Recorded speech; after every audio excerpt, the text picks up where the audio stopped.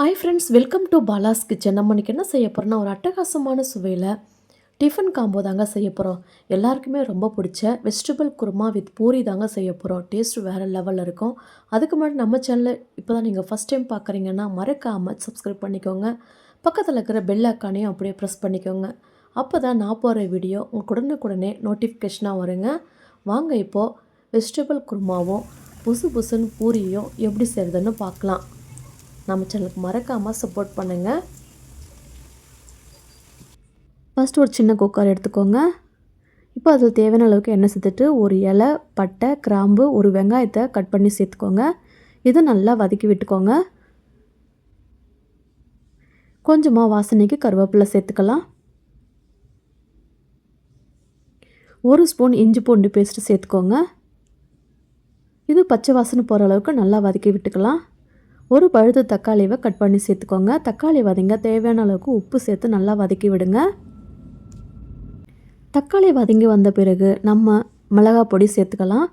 ஒரு ஸ்பூன் குழம்பு மிளகாய் பொடி தான் நான் சேர்க்குறேன். அரை ஸ்பூன் கரம் மசாலா சேர்த்துக்கோங்க.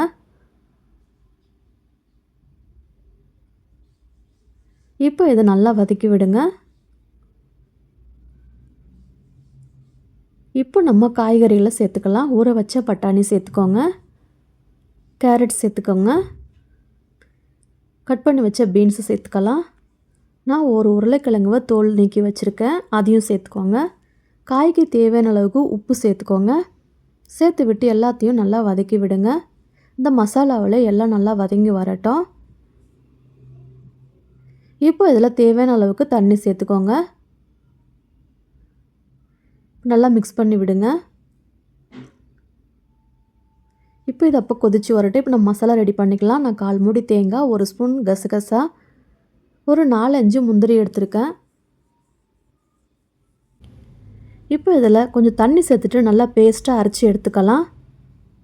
இப்போ அரைச்சி எடுத்த பேஸ்ட்டுவை நம்ம கிரேவிக்குள்ளே சேர்த்துக்கலாம். சேர்த்து விட்டு நல்லா மிக்ஸ் பண்ணி விடுங்க. இந்த ஸ்டேஜில் நீங்கள் உப்பு காரெல்லாம் சரி பார்த்துக்கோங்க.